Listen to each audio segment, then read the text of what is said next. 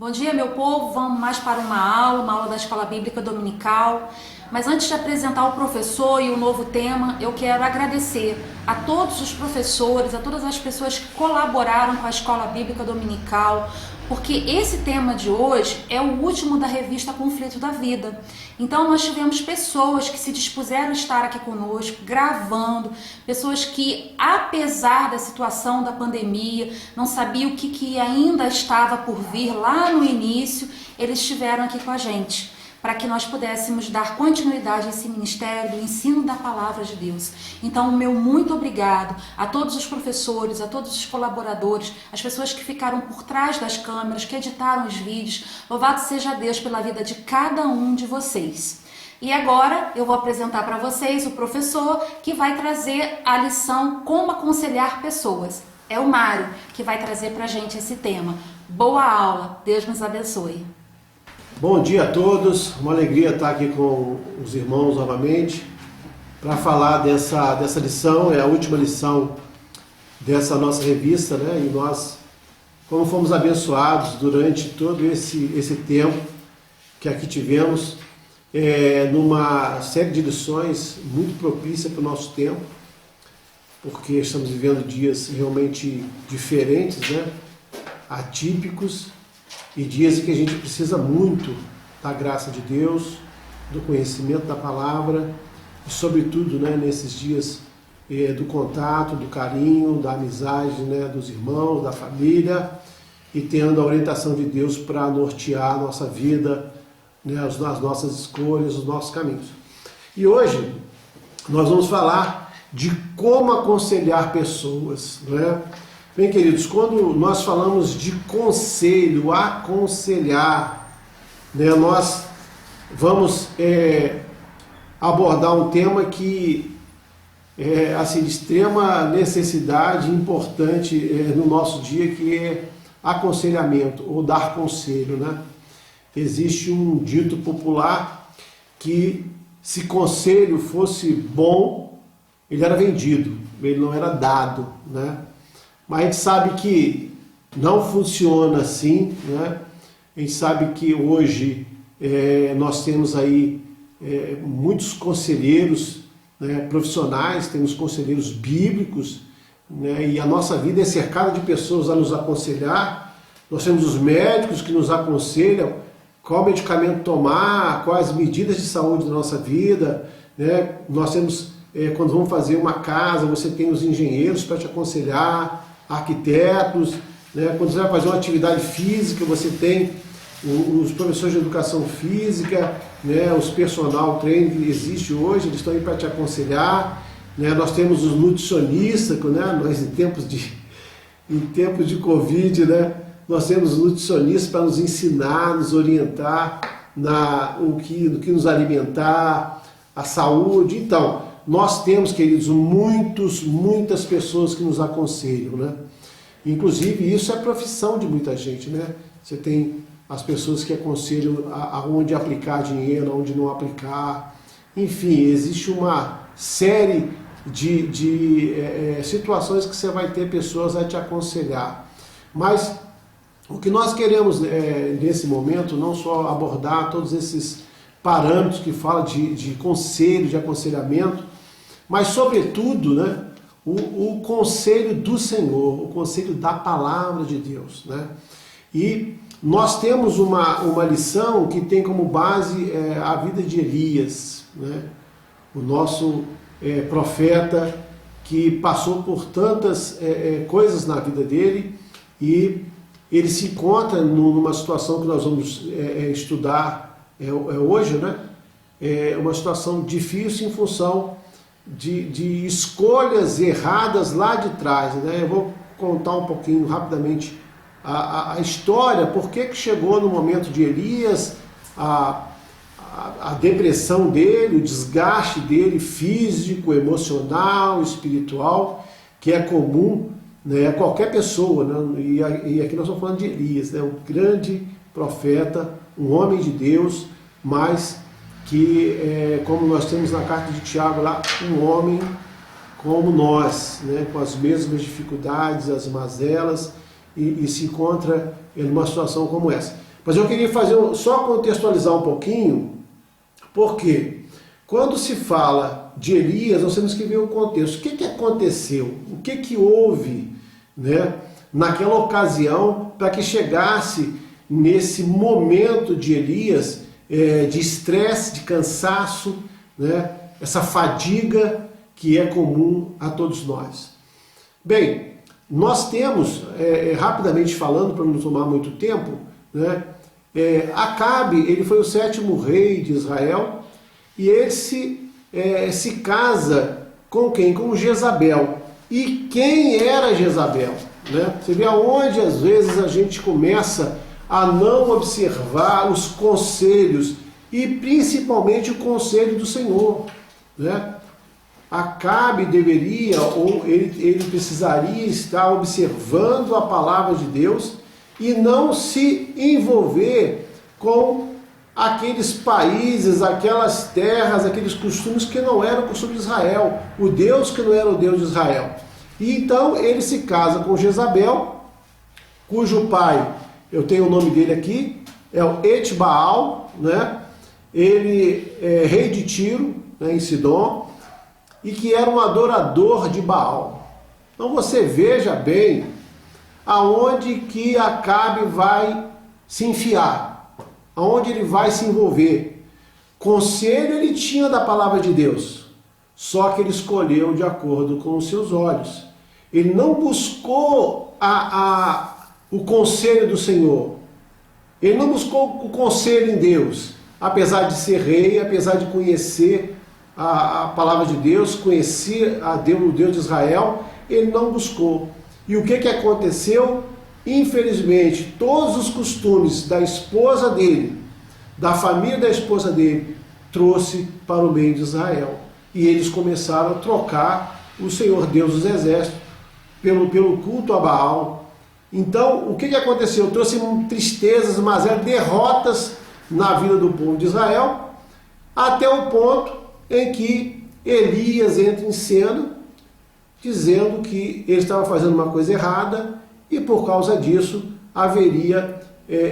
não haveria chuva por 3 anos e meio, né, que era uma forma do povo enxergar que Deus estava triste com a situação. Né? E ele vai, Jezabel reinando em vez de Acabe, com aquela estrutura idólatra, levando o povo a sofrer, a se distanciar de Deus.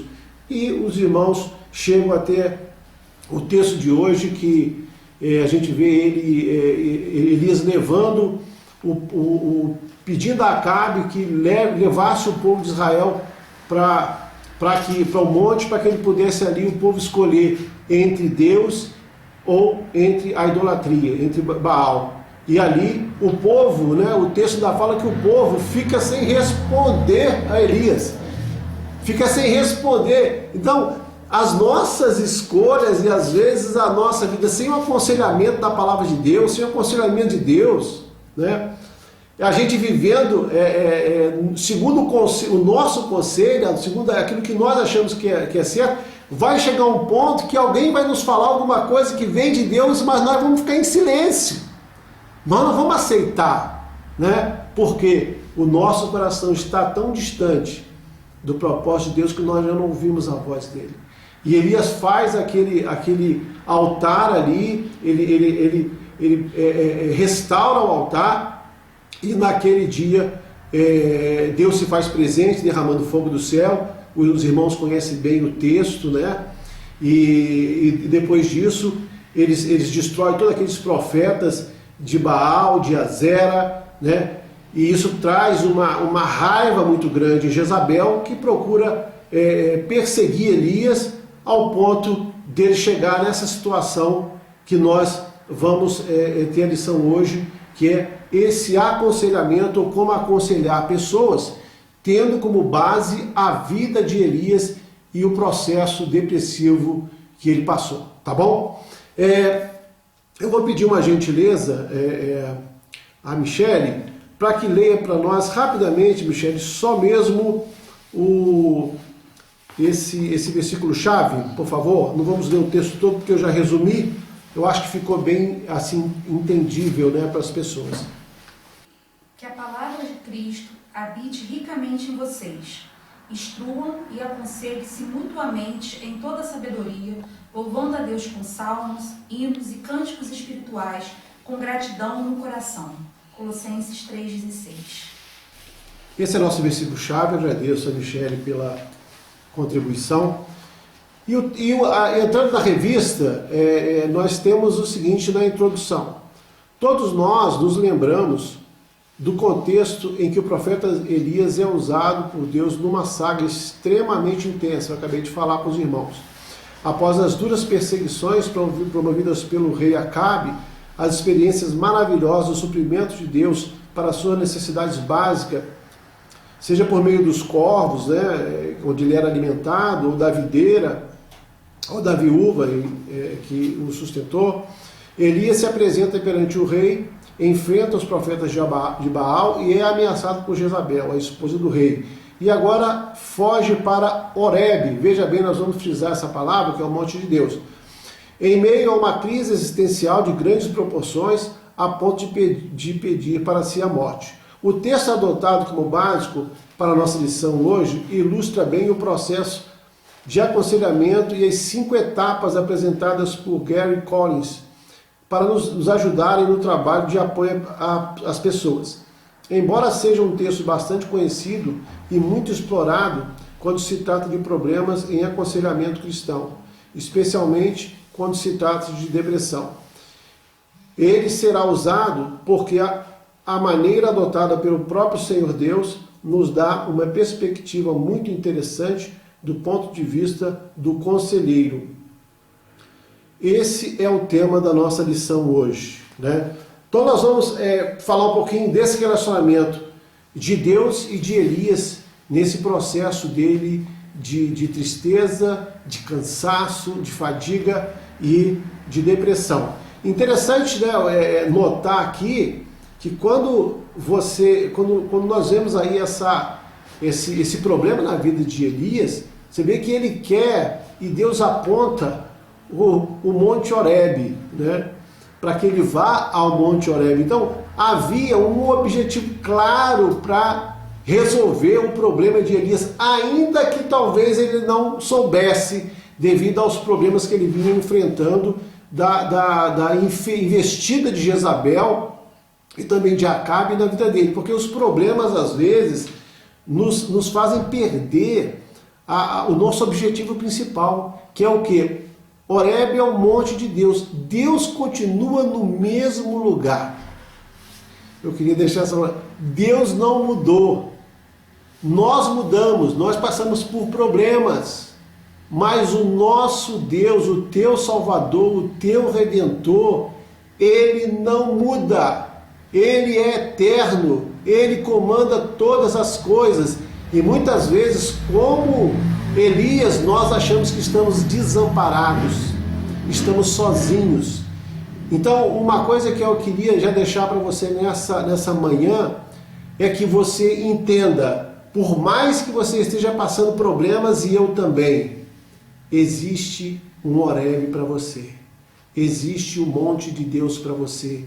Deus tem o seu coração, a sua vida sob o controle dele, e ele vai te levar à sua presença. Nunca perca isso no seu objetivo, tá bom?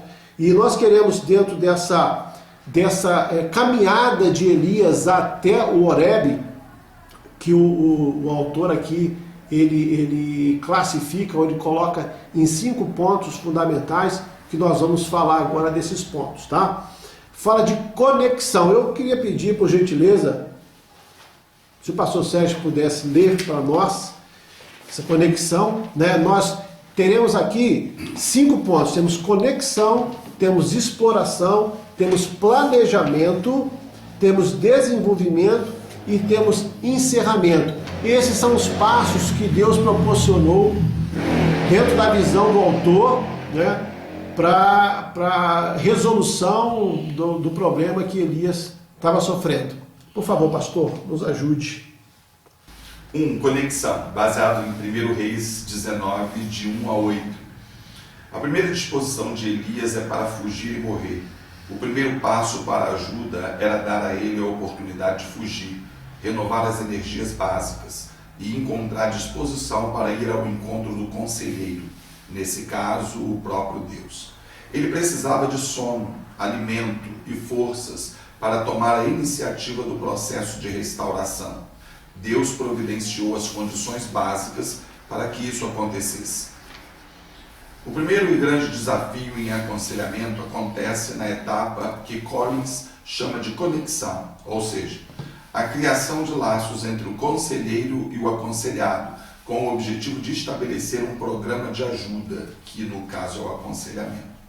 Não há aconselhamento eficaz sem um claro ponto de contato que inclua disponibilidade por parte do ajudador, disposição por parte do ajudado e confiança entre ambos. Em nossos momentos de dificuldade, precisamos de uma igreja onde exista um grupo confiável e com disponibilidade para nos atender. Isso pode ser feito por meio de um pastor com habilidade para aconselhamento ou por um grupo de ajudadores treinados e disponíveis, devidamente orientados por um líder preparado. É importante que exista uma agenda, horários e locais dedicados para atendimento, e que as pessoas destacadas para esse ministério sejam a tal ponto confiáveis que os crentes não hesitem em procurá-las. Geralmente não funciona aconselhamento em que o conselheiro tenta forçar a barra e arrancar emoções das pessoas. Elas precisam primeiramente ver algo no ambiente e nas pessoas que lhe faça acreditar na possibilidade de dar alguns passos e então iniciar o processo. Obrigado, pastor, pela a contribuição. Queridos, aqui o foco que o autor dá a esse primeiro passo, vamos dizer assim, de Elias, é que nós encontremos pessoas que nós tenhamos conexão. O que é isso? Pessoas confiáveis, pessoas que nós possamos abrir o nosso coração, seja na igreja, seja um profissional, um psicólogo, um psiquiatra, que seja alguém que esteja disponível. Então essa conexão, ela é feita de forma muito responsável, né? Então, quando nós nos dispomos a abrir o nosso coração, é importante que você tenha alguém que te ouça, alguém que se importe com você, alguém que, ao você falar alguma coisa, a pessoa te ouça, a pessoa não seja uma coisa assim, eu vou dizer isso aqui e você fala aquilo ali. Não, a pessoa tem que ter empatia, tem que se colocar no lugar do outro, não é dar as respostas que ela tem na vida dela. Lógico que a experiência é importante, só que você precisa ouvir a pessoa. E a pessoa precisa ter liberdade de falar com você, de abrir o coração para você. Então, esse primeiro passo eu acho assim, de extrema importância, porque a pessoa, quando recebe a outra e a empatia, a pessoa não precisa forçar a barra. Uma pessoa que está passando por depressão ou está passando por um momento difícil na vida, de angústia, de tristeza, ele não quer ser forçado a falar quando ele não quer. A pessoa tem que ter liberdade de abrir o coração, e a pessoa que está aconselhando ter esse sentimento de se colocar no lugar do outro, né? Tendo as habilidades, o ideal é você realmente ter, hoje nós temos, né, pessoas que estudam, se preparam, são PhDs em aconselhamento bíblico, pessoas profissionais da área de saúde para esse perfil de atendimento, que é necessário sim, você precisa procurar sim, mas sobretudo quando a gente fala do aconselhamento entre nós cristãos, esse ponto é importantíssimo. Uma pessoa sendo confiável, uma pessoa tendo empatia, se colocando no lugar do outro, né? E quando a gente vê aquele texto que eu vejo muito nesse primeiro tópico, que Jesus fala assim: vinde a mim, todos vós que estáis cansados e sobrecarregados, e eu vos aliviarei. Veja que ele se coloca no lugar da pessoa. Jesus está dizendo assim: olha, eu sei que você está cansado, eu sei que você está sobrecarregado, eu quero que você venha a mim. Jesus, quando chama a pessoa, ele já colocou naquele relacionamento, naquele ponto de encontro, confiança, brilho nos olhos, carinho, amor pela pessoa, se colocar no lugar do outro. E isso é de extrema importância. O que vai aconselhar precisa muito não ter pressa, não ficar desesperado, marcar um horário, um local que seja bacana para conversar, onde a pessoa possa, não seja atrapalhada por qualquer coisa. Então, esse primeiro passo é de extrema importância, tá bom, queridos? Vamos para o segundo agora, que é a exploração. Exploração. Eu vou pedir a Michele, pode ler para a gente, Michele? Exploração. Assim que o contato feito, o maravilhoso conselheiro deu a Elias oportunidade para abrir o coração, expor suas frustrações e ansiedade, experimentar cura, mesmo que isso tenha acontecido em uma caverna, um lugar estranho, mas onde o aconselhado sentia alguma segurança e estava suficientemente alimentado e fortalecido para iniciar um programa de aconselhamento. Essa fase, chamada de exploração, acontece geralmente quando o conselheiro tem habilidade para fazer as perguntas adequadas e ouvir o aconselhado de modo efetivo e eficaz. Às vezes, no aconselhamento, faltam algumas perguntas. Há casos em que as perguntas apenas dispersam a atenção que deveria ser dada ao problema, ou evitam o problema em si para entrar em uma divagação sem fim. Há ainda casos em que as perguntas invadem a privacidade das pessoas, ou são ofensivas e inadequadas a um processo que tem por obrigação respeitar a pessoa do aconselhado. Fazer perguntas certas é uma arte. Há uma frase que incentiva a pessoa a começar a falar do seu problema, e há uma pergunta que a ajudará a expor algo que tenha sido deixado de lado. Esta é uma orientação útil para todo conselheiro. Não ajuda muito saber fazer perguntas que demonstrem interesse pela pessoa que está sendo ajudada, se não sabemos ouvir.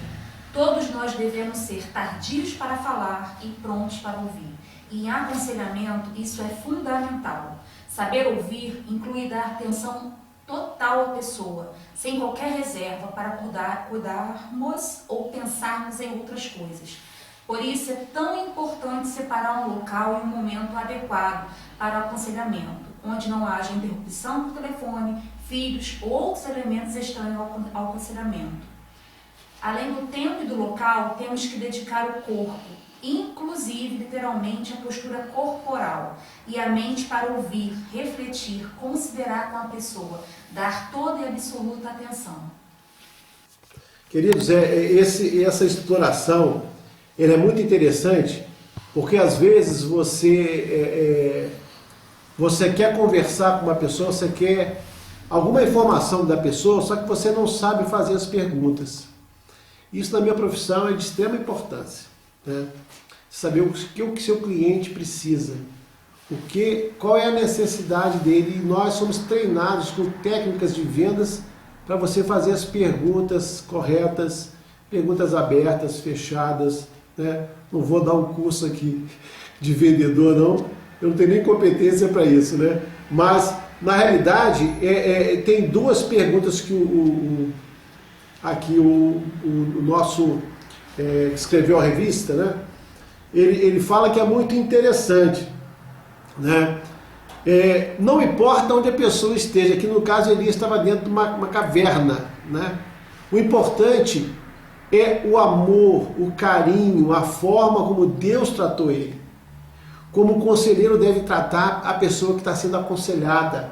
Aqui há duas perguntas que ele faz que é bastante interessante para você que é conselheiro, você que tem no coração esse desejo de aconselhar, que já aconselha as pessoas, né? São duas perguntas muito interessantes para que você conheça o que vai no coração da pessoa que está sendo aconselhada, né? O que está acontecendo, quais são os dramas, quais são as dores, quais são as dificuldades que ele está vivendo. Então ele pergunta assim: fale-me um pouco sobre o que está acontecendo. Você deixa a pessoa abrir o coração. Já lá no primeiro tópico nós falamos de confiabilidade, a pessoa está confiando em você.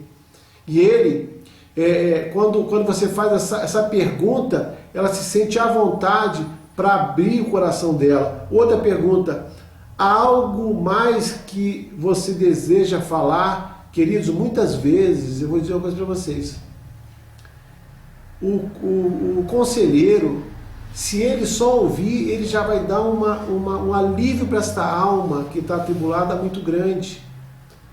Então, no tópico anterior, onde Deus alimenta Elias, porque às vezes a pessoa que está passando por problemas, ela não está se alimentando bem, ela não está dormindo bem, ela está atribulada. Então é importante refazer o sono, a alimentação. Foi exatamente isso que Deus fez com Elias, o alimentou, o preparou para uma caminhada rumo ao encontro com o próprio Deus.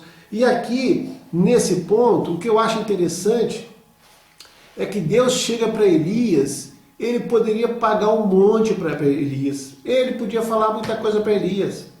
Como é que você foge de uma mulher, cara? Você que venceu tantas coisas, você 850 profetas, você correndo uma mulher, como é que pode, né? Deus podia requerer um monte de coisa de Elias. E nós, muitas vezes, nós cobramos demais das pessoas, nós cobramos demais de nós mesmos. É hora da gente parar, entender o que Deus fala, ouvir a palavra de Deus, os conselhos do Senhor. Deus vira para Elias com carinho, como se estivesse falando essas duas palavras aqui que o nosso autor comentou aqui na revista. O que fazes aqui, Elias?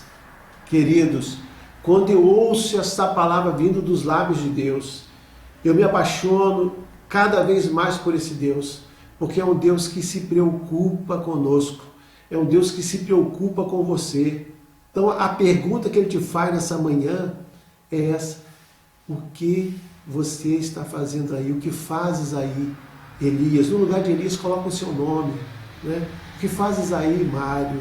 O que fazes aí, Michele? O que fazes aí, Fabiano? O que faz aí, Sérgio? Né?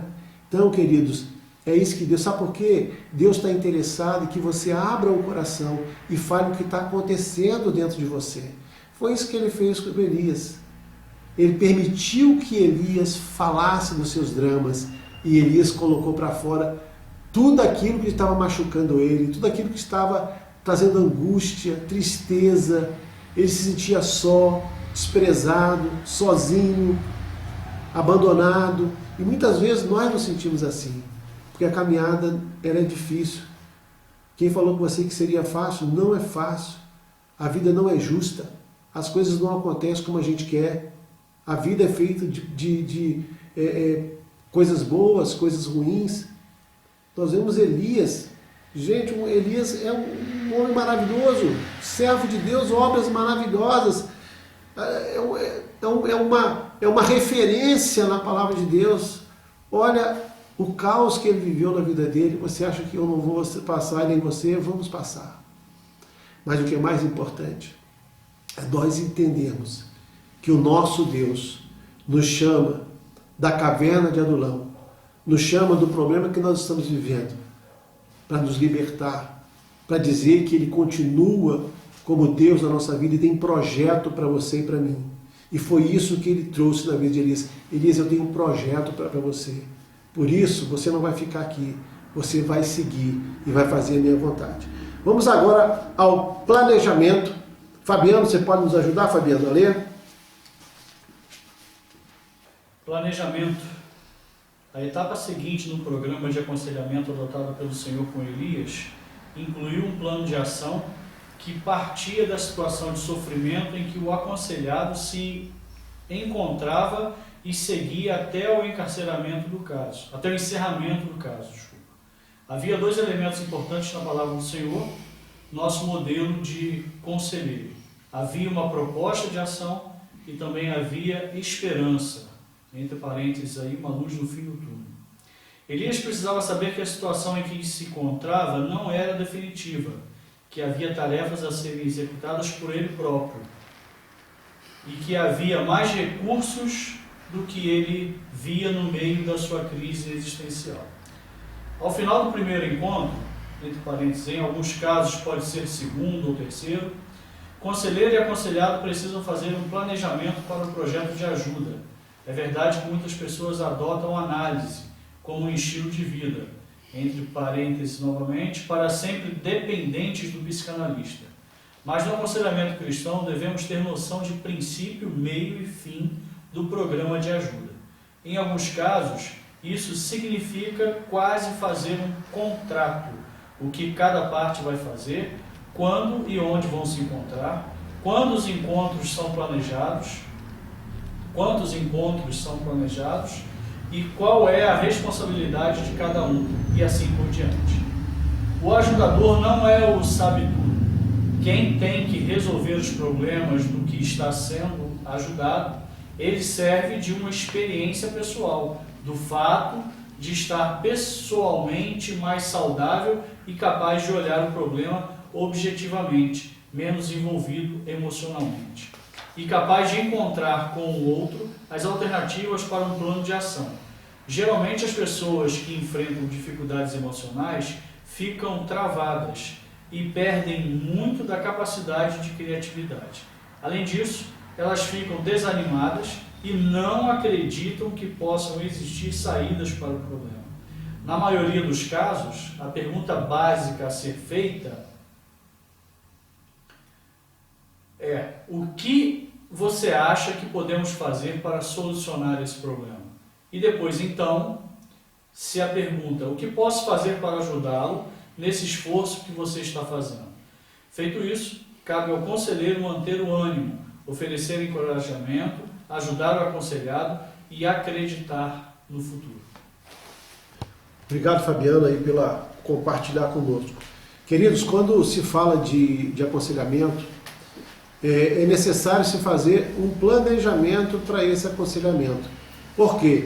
A pessoa não vai ficar sendo aconselhada ad eterno, né? Então, o que Deus colocou para Elias foi um planejamento para ele sair daquela situação. Quando ele abriu o coração e falou para Deus quais eram os problemas que ele estava vivendo, Deus pôde direcionar a vida dele para um outro patamar, num planejamento de cura, de transformação. Então, esse planejamento é importante, porque quando você começa a conversar com uma pessoa que está precisando de aconselhamento, no primeiro momento você vai caminhar ali 10 km, 20 km com ele. No segundo encontro você vai caminhar mais 10 km, mas deixando com que ele te diga o seguinte: esses 10 km nós caminhamos assim, e eu consegui encontrar a solução para isso. Não adianta a gente achar que a gente vai encontrar todas as soluções para um aconselhado no primeiro encontro. Não vai acontecer isso, né? Bom que fosse assim, né? Se acontecer assim, pode realmente acontecer, da pessoa já ser liberta e a pessoa já colocar tudo para fora e resolver no primeiro encontro. Mas normalmente não acontece assim, né? Existem vários encontros onde a pessoa vai colocando os problemas dela, as dificuldades, e Deus, através desse conselheiro, vai o ajudando. Ajudando como? Ajudando usando as próprias palavras da pessoa e dos problemas que ele está vivendo, para que a cura venha de Deus e você possa ser tão somente um instrumento para essa cura, né? Não adianta você, comparando, né, uma pessoa que quer aceitar Jesus como Salvador, e você leva essa pessoa lá e essa pessoa está aceitando a Jesus como Salvador. Aí você pergunta para a pessoa: você está aceitando? Não, ele que me trouxe aqui. Entendeu? Então não funciona assim. A pessoa que está sendo aconselhada é a pessoa que vai ver: olha, eu estou recebendo a cura, eu estou saindo dessa situação, você está me ajudando, né? Eu já estou melhor do que no último encontro. Então, é início, meio e fim, até a hora que essa pessoa fala assim: olha, graças a Deus eu estou livre desse mal. Eu não estou vivendo essa situação mais, e eu posso viver uma vida plena na presença de Deus. Então, foi isso que Deus fez com Elias. Ele: olha, você vai sair daqui, eu tenho projetos para a sua vida, né? Você vai estar escolhendo o rei, escolhendo um profeta, então você vai estar fazendo uma série de coisas na minha obra, porque a obra não parou. Você que está aí triste, amargurado, enclausurado, né, talvez com uma depressão, ou seja qual for o problema que você esteja vivendo, eu quero te dizer o seguinte: Deus tem projeto para você, para a sua vida. O projeto não mudou. Veio um problema, veio uma dificuldade, te paralisou, como paralisa qualquer um de nós. Nós somos seres humanos, paralisou Elias. Paralisou Elias. Nós somos seres humanos. O que Deus quer que você faça é o seguinte: entenda que Ele é o Senhor da sua vida. E Ele tem projeto para você. Você vai fazer grandes coisas em Deus. Então você vai se levantar de onde você está. Você vai trocar, né, todos os móveis da sua casa interna, todos os problemas que têm acontecido, aquilo que está trazendo amargura, Deus vai te ajudar a colocar para fora. Confesse a Deus, fale com Deus, se abra com Deus, desabafe com Deus, né? Às vezes nós gostamos de desabafar com tantas pessoas, se desabafe com Deus. Faça como Elias fez, que Deus tem um projeto proposto para você, um projeto de paz, tem uma luz no fim do túnel, que é Ele mesmo, é Cristo Jesus, tá? Vamos agora, desenvolvimento, que é o quarto passo para o aconselhamento. Vamos lá. Quando Elias recebeu um plano e retorno à esperança, a partir das informações dadas pelo próprio Deus, então chegou o momento de agir. Então, queridos, agora é o momento de agir. Tá? Você precisa agir. E ele agiu. Era preciso fazer meia volta, encontrar pessoas-chave, enfrentar desafios, as situações de perigo, encontrar uma ajuda adequada, transformar planos em realidade. A tarefa envolvia um grande esforço físico, desgaste emocional e muita fé. Há riscos já calculados e não haveria como voltar atrás. Querido, você chegou até aqui. Deus te deu forças. Levante, ande, jogue por terra aquilo que está te paralisando, está te enclausurando, está trazendo você ficar parado nessa situação. Deus quer que você levante. A estrada é longa. Deus está contigo e você vai longe em nome de Jesus. Sempre é bom orar, abrir o coração e até chorar diante do Senhor. É bom ter visões e ouvir o Senhor, seja no meio de um terremoto, no fogo consumidor ou num vento calmo e tranquilo. Mas isso só não basta para a solução do problema. É preciso agir, obedecer ao Senhor, pagar o preço para uma mudança radical. Percebe-se que o fato de Elias ter passado pelo que chamamos de depressão funciona quase como um consolo para nós, mas precisamos saber que ele não ficou deprimido para sempre. Para sair da depressão, houve ação, firme, corajosa, persistente, devidamente orientada pelo Senhor. Após os encontros de planejamento, os outros encontros de aconselhamento têm algumas finalidades bem definidas. Verificar o que o aconselhado está agindo como foi planejado. É tipo como funciona assim, quando uma pessoa é viciada em cigarro e ele quer parar de fumar, né? Você fumou quantos cigarros hoje? Aí a pessoa diz 20. Aí amanhã tu volta, eu fumou quando? Eu fumei 10. Aí a pessoa vai até se libertar totalmente. Então, na vida da gente não é diferente. Nós vamos viver assim. Agora nós temos que ter coragem, né, de fazer isso, de sair dessa situação. Foi o que aconteceu com Elias, né? Perceber juntos eventuais mudanças no curso de ação. Eu estou mudando, você fazer uma avaliação. Eu estou mudando, está fazendo sentido? Porque aí você retoma de onde você parou e traça um novo caminho, um novo planejamento. Encorajar e orientar o aconselhado para os próximos passos que serão dados. Não deixar por conta da pessoa, mas você que é o aconselhador, né, é o conselheiro, dirigir a pessoa para onde ela vai, né, como o médico faz. Olha, o medicamento é esse, você vai usar de manhã, de tarde, de noite, você vai ter que fazer isso, você tem que descansar, você não pode tomar com barriga vazia, tem que ser com barriga cheia, ou não pode tomar com barriga vazia. Seguir a orientação do conselheiro. Orar juntos pela ajuda e direção de Deus no processo. Amados e queridos, nada vai acontecer se Deus não tiver no negócio. Não vai, não vai.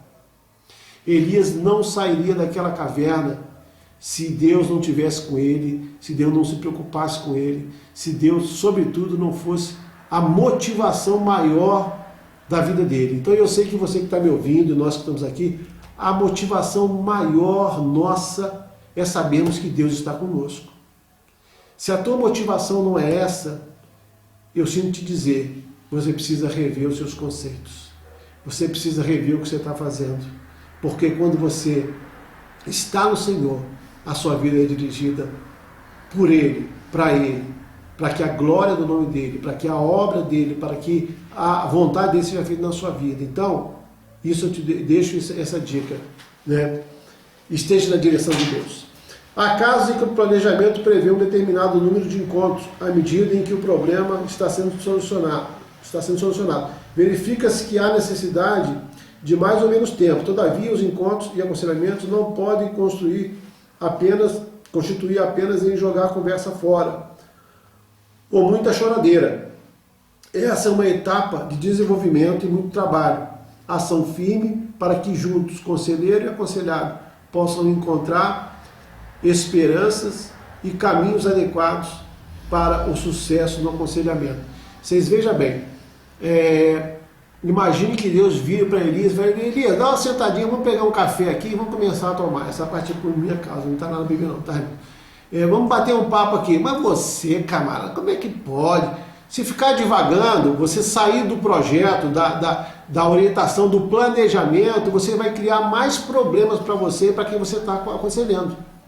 Então, tem que pensar em quê? Tem que pensar em que a pessoa vai andar para frente, a pessoa não vai ficar ali lamuriando. Você vai ao encontro, chega lá, de vez se focar no planejamento para aquela pessoa sair daquela situação de depressão, a gente começa a falar de um monte de coisa que não tem nada a ver, né?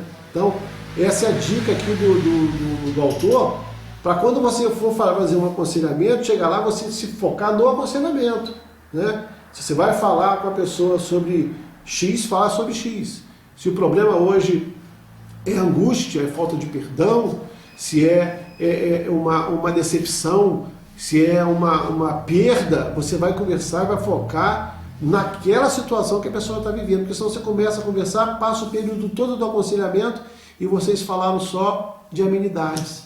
Ainda que seja bom e tal, mas tem que ter foco nesse sentido, é a orientação aqui do nosso autor, tá? Né? E a gente pensar em sair de onde está, Elias tinha que sair da caverna com um propósito, e é isso que Deus coloca no coração dele. Então, que você saia do problema, que você está com um propósito que Deus tem para a sua vida. Vamos agora ao encerramento, por favor? Pastor Sérgio, pode nos ajudar, Pastor Sérgio? Encerramento. A vida e o ministério de Elias não acabam no meio do problema depressivo. E o aconselhamento não permanece em cena eternamente. 1 Reis 20 muda o assunto, segue adiante com a história e a vida continua. Elias também muda a página da história de sua vida e segue seu ministério de profeta.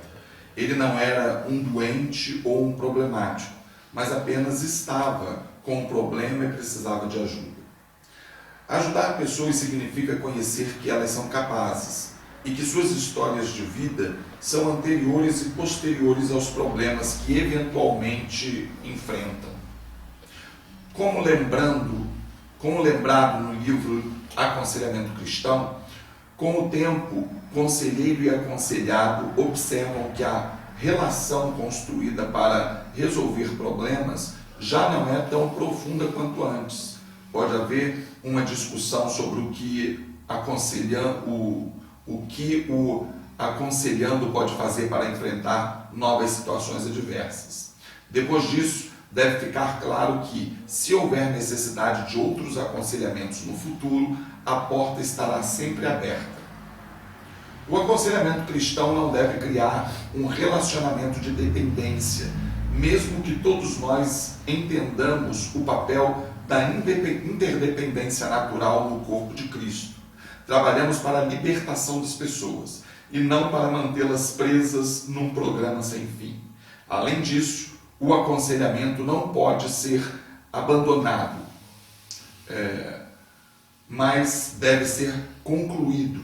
Assim como precisamos de um trabalho adequado para iniciar um programa de aconselhamento, também precisamos concluir um programa de ajuda com sabedoria, lucidez e correção.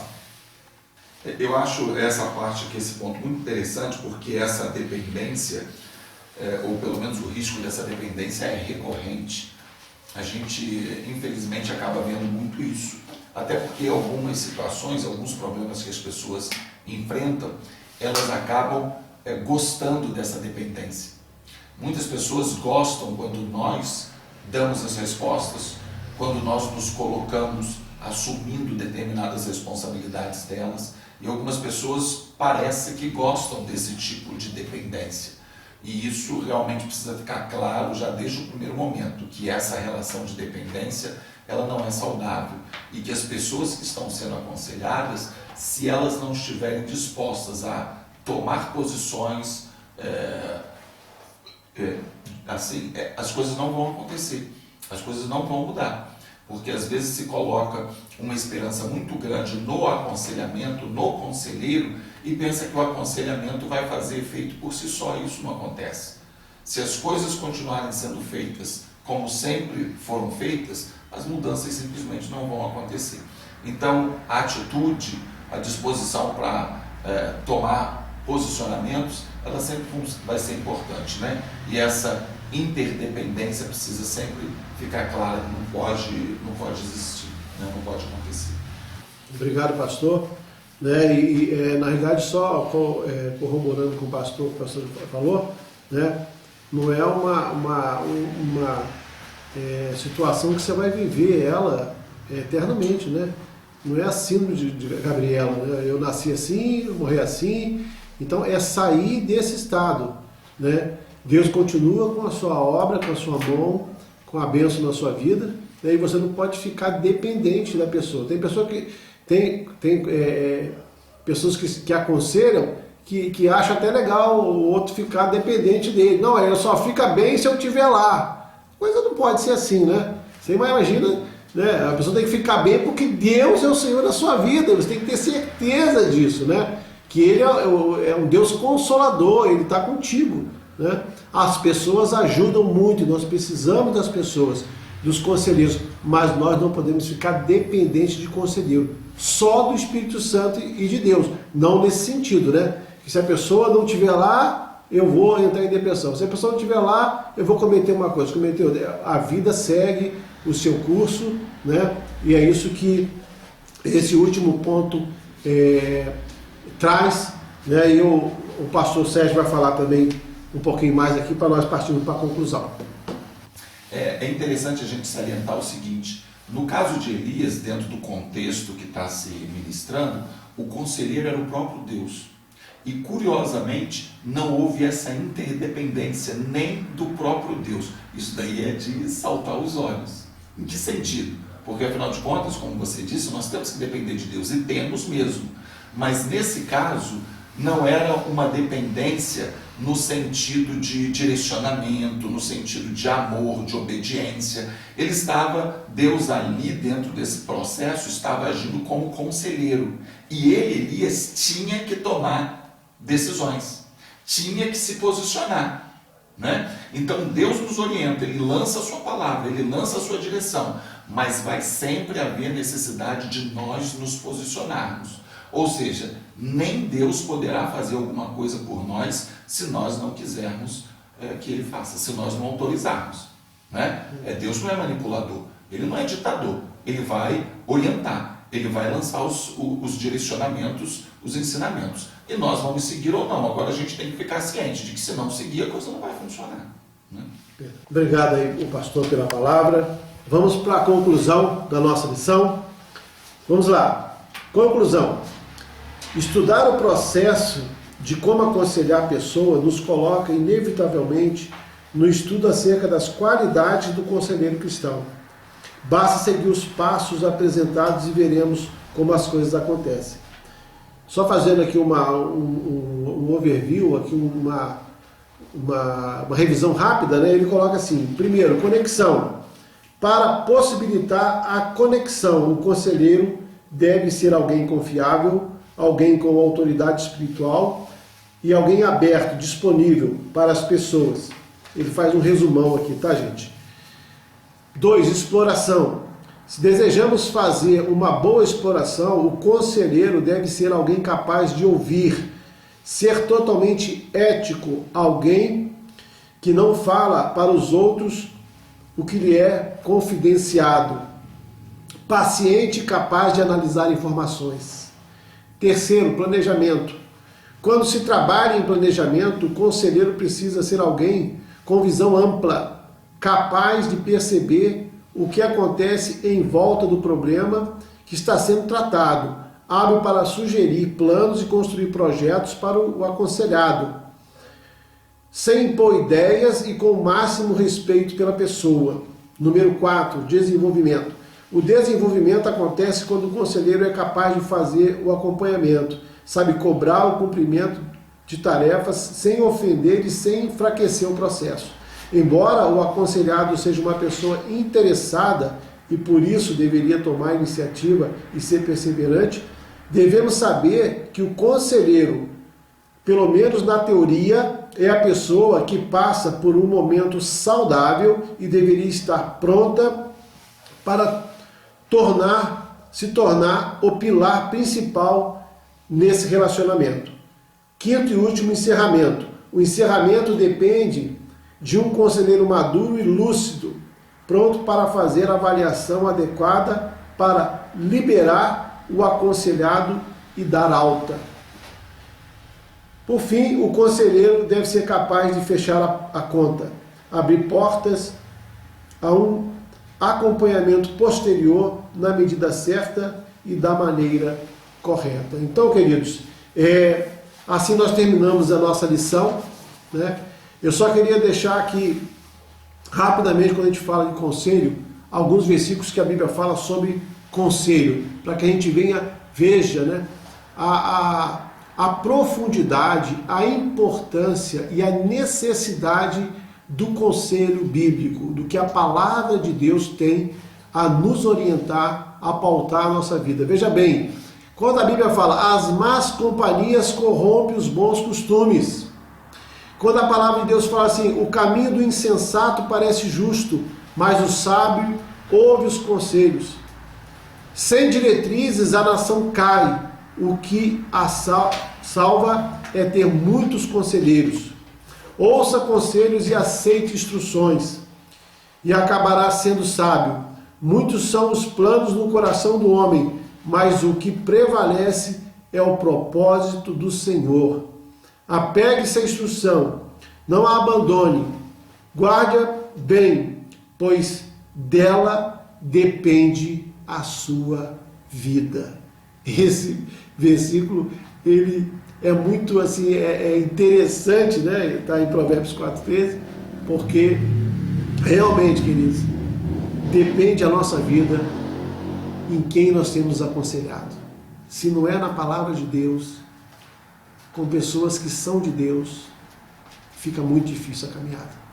Deus vos abençoe, um domingo de paz, de bênção, e que os irmãos continuem sempre se aconselhando no Senhor e em sua palavra.